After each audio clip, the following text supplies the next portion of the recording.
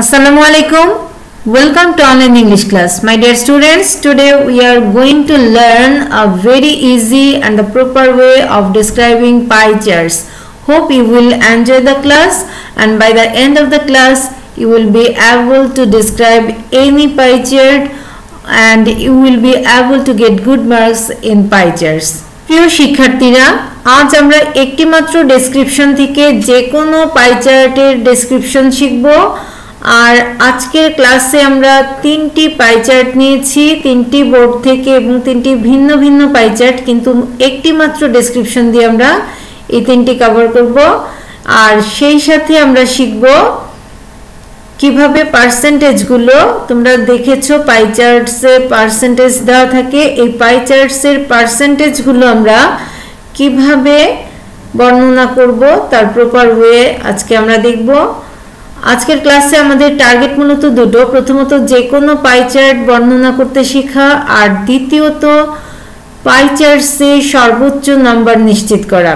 Pie chart বর্ণনার ক্ষেত্রে আমরা কয়েকটি স্টেপ ফলো করব। প্রথমত একটি টাইটেল দেব, কোয়েশ্চেনে গ্রাফ বা চার্টের উপর যে টাইটেলটা দেয়া থাকবে সেটি প্রথমে লিখব, তারপর চার্টের যে বিষয়বস্তু তার উপর একটি জেনারেল ইন্ট্রোডাকশন দিব, চার্টের ধাপগুলো যে স্লাইসগুলো আছে সেগুলোকে আলাদাভাবে বর্ণনা করব, একটি ক্রিটিক্যাল অ্যানালাইসিস দিব।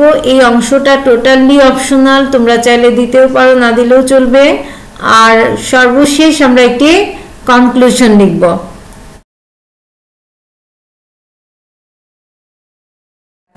তোমরা জানো পাই চার্টস বা গ্রাফ চার্টস আসে কোয়েশ্চেন নাম্বার 10-এ। আমরা গ্রাফ চার্টে দেখেছি, তোমরা যারা গ্রাফ চার্টের ক্লাস করেছো তারা দেখেছো আমরা কিভাবে স্টার্টিংটা করি। যারা গ্রাফ চার্টের ক্লাসটি মিস করেছো তাদের জন্য ক্লাসটির লিংক আমি দিয়ে দিব, তোমরা ডেসক্রিপশন বক্সে দেখে নিও।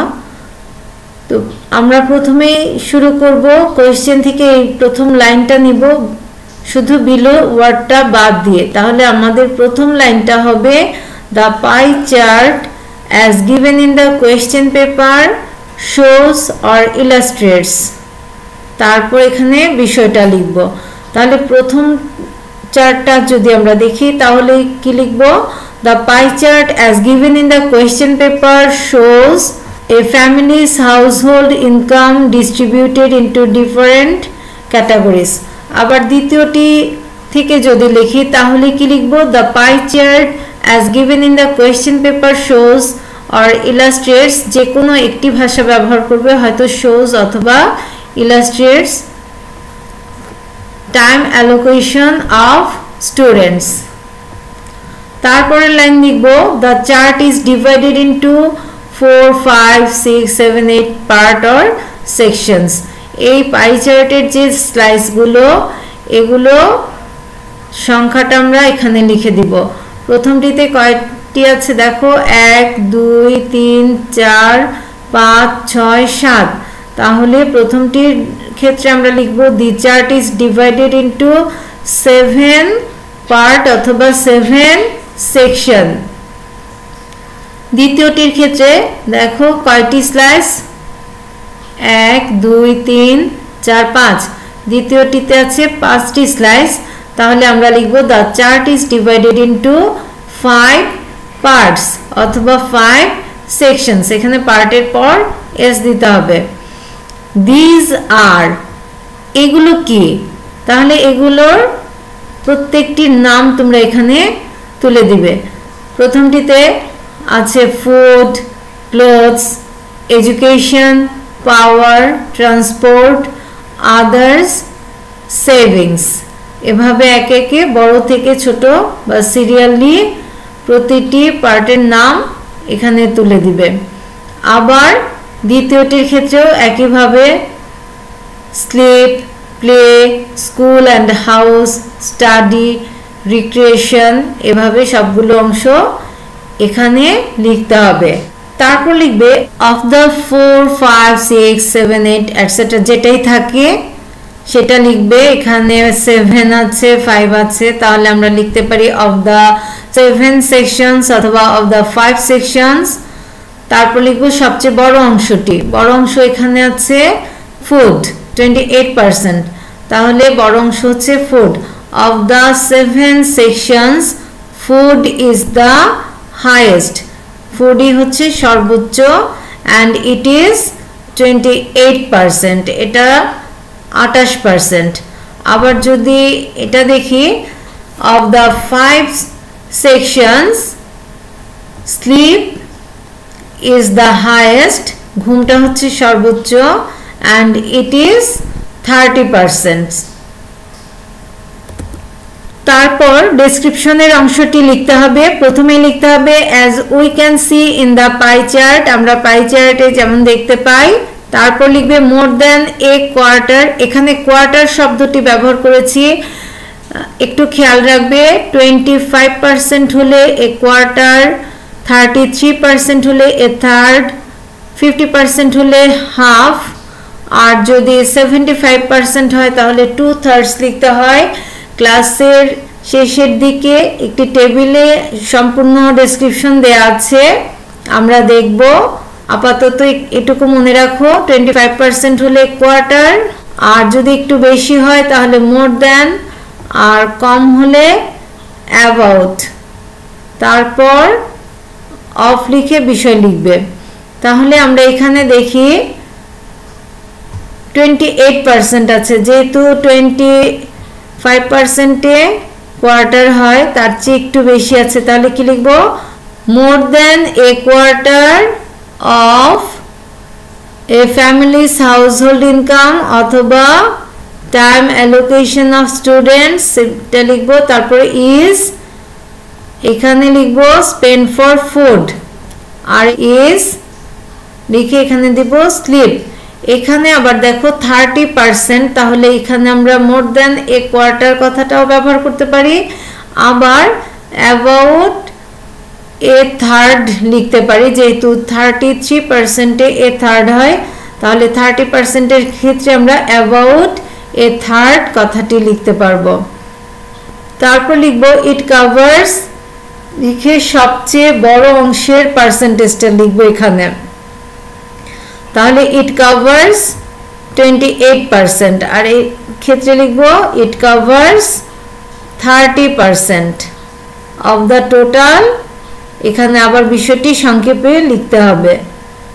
প্রথমটির বিষয় এ ফ্যামিলিজ হাউসহোল্ড ইনকাম, আর দ্বিতীয়টি হলো টাইম অ্যালোকেশন অফ স্টুডেন্টস। তারপর অন্যান্য অংশ ধারাবাহিকভাবে বর্ণনা করতে হবে। যেমন এখানে ফুডের পর যে অংশটা আছে সেটা হচ্ছে ক্লথস 10%, তাহলে তুমি লিখবে 10% of the family's household income is spent for clothes. তারপর 25% হচ্ছে এডুকেশন, এটা লিখতে হবে 25%, সরাসরি লিখতে পারো অথবা লিখতে পারো a quarter of the family's household income is spent for education. এভাবে একে একে বর্ণনা করে যাবে। তারপর ক্রিটিক্যাল অ্যানালাইসিস, এই অংশটি আগে বলেছি তোমরা অ্যাভয়েড করতে পারো, তবে বেশি মার্কস পেতে চাইলে অবশ্যই দিবে। A critical analysis of the information presented in the pie chart shows that, পুরোটা লিখবে, তারপর হাইয়েস্ট অংশটি বর্ণনা করবে, যেমন the family spend its highest part of income for food, আর এখানে students spend their highest time for sleep।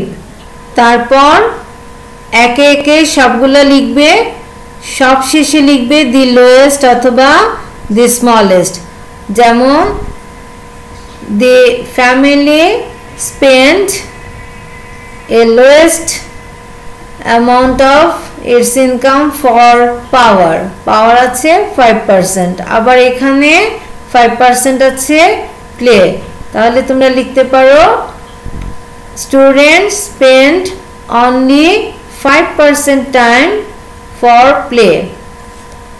তারপর শেষ অংশ অর্থাৎ কনক্লুশন, এখানে আমরা লিখব so to summarize the pie chart we can say that তারপর এখানে সবচেয়ে বড় অংশটি লিখব, যেমন এখানে আছে ফুড আর এখানে আছে স্লিপ, রিপ্রেজেন্টস দ্য হাইয়েস্ট বা লার্জেস্ট পোরশন অফ বিষয় এখানে লিখব এ ফ্যামিলিজ হাউসহোল্ড ইনকাম, আর এখানে হলো time allocation of students. And সবচেয়ে ছোট অংশটি লিখব, এখানে আছে পাওয়ার আর এখানে আছে play, is the smallest. Anyone can get a clear picture of the family's household income distributed into different categories অথবা time allocation of students from the description of the chart. এখন চলো দেখি আমরা সম্পূর্ণ ভিন্ন আরেকটি পাই চার্ট একই description দিয়ে কিভাবে বর্ণনা করব। তাহলে এখানে আছে the chart below shows the source of air pollution in a city. Now analyze the chart in at least 80 words focusing the main aspects. তাহলে এটার টাইটেল হচ্ছে sources of air pollution. তাহলে প্রথমে লিখেছি the pie chart as given in the question paper shows, তারপর বিষয়টি লিখেছি sources of air pollution in a city. The chart is divided into 6 sections. চারটি 6টি অংশে বিভক্ত। These are কি কি আছে? Vehicles, factories, cooking and domestic activities, railway engines, brickfield and powerhouse. তারপর এখানে সবচেয়ে বড় অংশটি হচ্ছে 40% vehicles. তাহলে আমরা কি লিখব? Of the 6 sections, vehicles is the highest and it is 40%. তারপর আছে ডেসক্রিপশনের অংশ। প্রথমে লিখব as we can see in the pie chart, লিখে কমা দিবে, তারপর about half, এখানে যেহেতু 40% আছে আমরা about half লিখেছি of the sources of air pollution is vehicles which cover 40% of total pollution. এভাবে একে একে আমরা সবগুলো বর্ণনা করে যাব। যেমন the second source of air pollution is factories which cover 20% of the total pollution. তারপর আছে the third source of air pollution is cooking and domestic activities which cover 15% of the total pollution. এখানে দেখো cooking and domestic activities আছে 15%, railway engine আছে 12%। তাহলে আমরা দেখতে পারি next comes the rate of pollution caused by railway engines which covers 12% of the total pollution. Brickfields cause only 8% of the total pollution. Last of all, powerhouse cause 5% of the total pollution. তারপর critical analysis এর অংশ। A critical analysis of the information presented in the pie chart shows that the highest level of air pollution is caused by vehicles, the second highest level of air pollution is caused by factories, the third source of pollution is cooking and domestic activities, the fourth source of pollution is railway engines, the fifth source of air pollution is brickfield, and the lowest source of air pollution is powerhouses. তাহলে এই বর্ণনাটা আসলে খুবই সহজ, একটি শিখলে তুমি অনেকগুলো লিখতে পারবে, তাই একটু শিখে নেওয়াটাই ভালো। সবশেষ অংশ হলো conclusion. আমরা প্রথমে লিখব so to summarize the pie chart we can say that vehicles represent the largest portion of pollution and powerhouse is the smallest. Anyone can get a clear picture of the sources of air pollution from the description of the chart. তাহলে পাই চার্টের বর্ণনা থেকে যে কেউ এই বিষয়টা সম্পর্কে অর্থাৎ এয়ার পলিউশনের উৎস সম্পর্কে একটি স্পষ্ট ধারণা পেতে পারে। এখানে সম্পূর্ণ आंसर একসঙ্গে দিয়েছি। সোর্সেস অফ এয়ার পলিউশন, টাইটেলটা এখানে এভাবে লিখবে, প্যারাগ্রাফে বা যে কোনো কম্পোজিশন পার্টে টাইটেল যেভাবে লেখো এভাবে টাইটেল লিখে আন্ডারলাইন করবে। তারপর এখানে আছে ইন্ট্রোডাকশনের অংশ, তারপর ডেসক্রিপশন, ক্রিটিক্যাল অ্যানালাইসিস এবং সামারি, এভাবে 4টি অংশ তোমরা দিয়ে দিবে। কারো যদি কঠিন মনে হয় তাহলে এখান থেকে তোমরা এই অংশটি বাদ দিতে পারো। প্রিয় শিক্ষার্থীরা, এবার এই টেবিলটা একটু দেখে নাও। পার্সেন্টেজ বর্ণনার ক্ষেত্রে তোমাদের খুব কাজে লাগবে। 25% থাকলে এ কোয়ার্টার, 30% থাকলে মোর দ্যান এ কোয়ার্টার অথবা অ্যাবাউট এ থার্ড। আমরা জানি 33% থাকলে হয় এ থার্ড, আর 30 যেহেতু 33-এর খুব কাছাকাছি তাহলে আমরা লিখতে পারি অ্যাবাউট এ থার্ড, মানে প্রায় 1/3। 40 থেকে 49% থাকলে আমরা লিখতে পারি অ্যাবাউট এ হাফ, প্রায় অর্ধেকের কাছাকাছি। 50% সবাই জানো এ হাফ, অর্ধেক। 51 থেকে 59% থাকলে লিখতে পারবে মোর দ্যান এ হাফ। 60% থেকে 64% থাকলে অ্যাবাউট 2/3, 65% থাকলে 2/3 এবং 75% থাকলে 3/4। আর লাল লেখাগুলো হচ্ছে মেন। এই লালগুলো যা আছে এই ফিগারগুলোর চেয়ে একটু কম হলে অ্যাবাউট, আর একটু বেশি হলে লিখবে মোর দ্যান। 25-এর কম হলে অ্যাবাউট এ কোয়ার্টার, আর 25-এর বেশি হলে মোর দ্যান এ কোয়ার্টার। আবার 33-এর ক্ষেত্রেও একটু বেশি হলে মোর দ্যান এ থার্ড, একটু কম হলে অ্যাবাউট এ থার্ড। 50-এর ক্ষেত্রেও একটু বেশি হলে মোর দ্যান এ হাফ, আর একটু কম হলে অ্যাবাউট এ হাফ।